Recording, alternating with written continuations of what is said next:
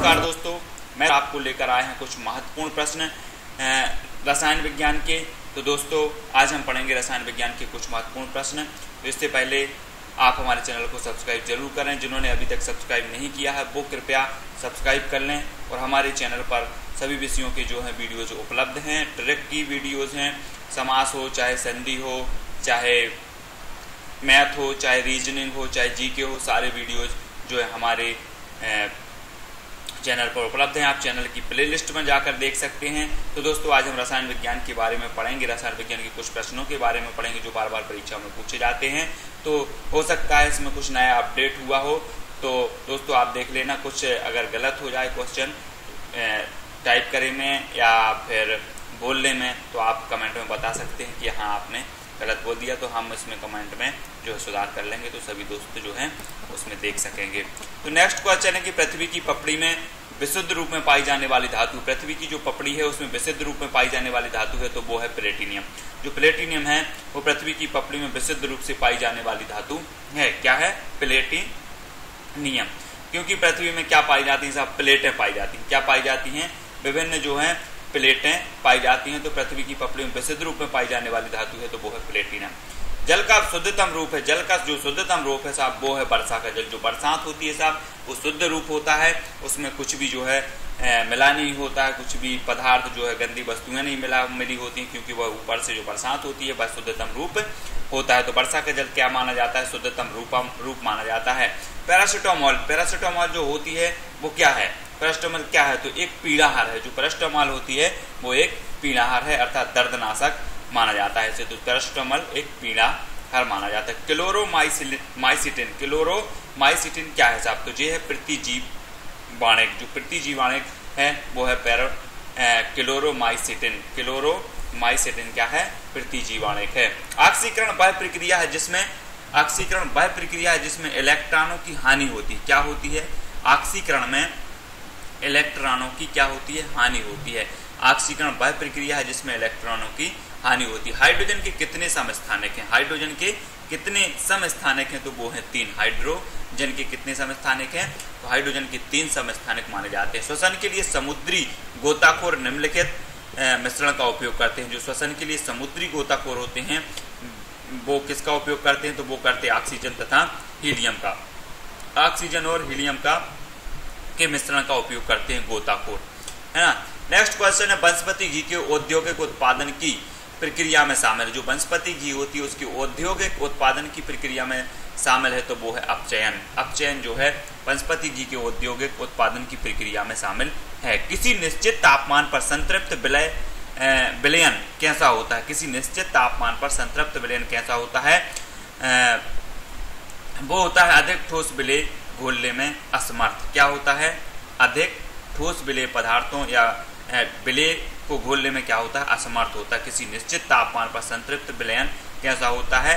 अधिक ठोस विलेय घोलने में क्या होता है? असमर्थ होता है साहब। लॉन्ड्री साबुन क्या है? लॉन्ड्री साबुन क्या है? तो यह प्राकृतिक स्रोत के उच्चतर वसा अम्लों के सोडियम लवणों का मिश्रण है। जो लॉन्ड्री साबुन है वह प्राकृतिक स्रोत के उच्चतर वसा अम्लों के सोडियम लवणों का क्या होता है? मिश्रण होता है साहब लॉन्ड्री साबुन। संश्लेषित अपमार्जक क्या है? संश्लेषित अपमार्जक क्या है? तो वो है एरोमेटिक तथा एलिफेटिक। एरोमेटिक तथा एलिफेटिक सल्फोनिक अम्लों के सोडियम लवण के मिश्रण हैं। एरोमेटिक तथा एलिफेटिक सल्फोनिक जो अम्लों के कैसोडियम लवण के क्या है? मिश्रण है। संश्लेषित अपमार्जक। अपमार्जक द्वारा कठोर जल के साथ झाग उत्पन्न करने का क्या कारण है? अपमार्जक द्वारा कठोर जल के साथ झाग उत्पन्न करने का क्या कारण है? तो वो है सल्फोनिक अम्ल के कैल्शियम तथा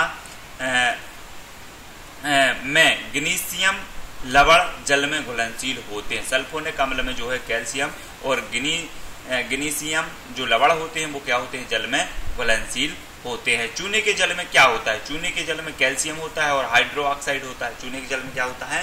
कैल्शियम और हाइड्रो ऑक्साइड होता है। खाद्य तेलों को वनस्पति घी में किस प्रक्रम द्वारा बदला जाता है? जो खाद्य तेल होते हैं उसको वनस्पति घी में किस प्रक्रम के द्वारा बदला जाता है? तो वो बदला जाता है हाइड्रोजनीकरण।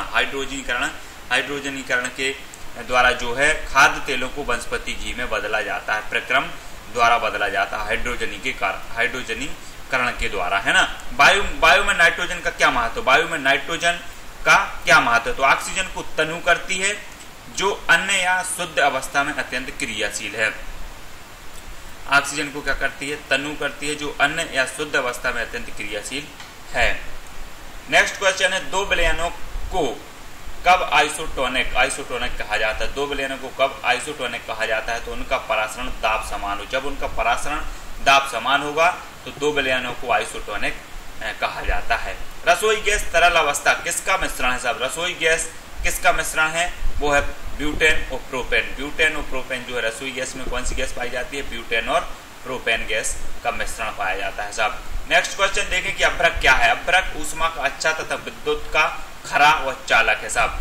जो है उस अभ्रक होता है उस ऊष्मा का अच्छा चालक है तथा विद्युत का खरा चालक माना जाता है साहब। क्या माना जाता है, कभी कभी यह देखा गया है कि जब हम किसी शीशे के बर्तन में गर्म दूध या जल डालते हैं तो वह चटक जाता है।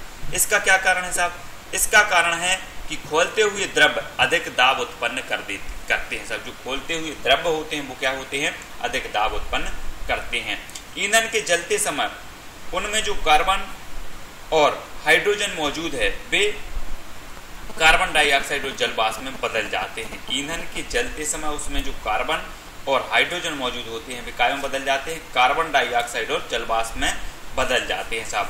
नेक्स्ट क्वेश्चन है कि लोहे के पाइपों को क्षारण से बचाने के लिए उसके ऊपर जस्ते की परतें चढ़ाई जाती हैं। इस प्रक्रिया को क्या कहते हैं, वो कहते हैं गैल्वेनीकरण।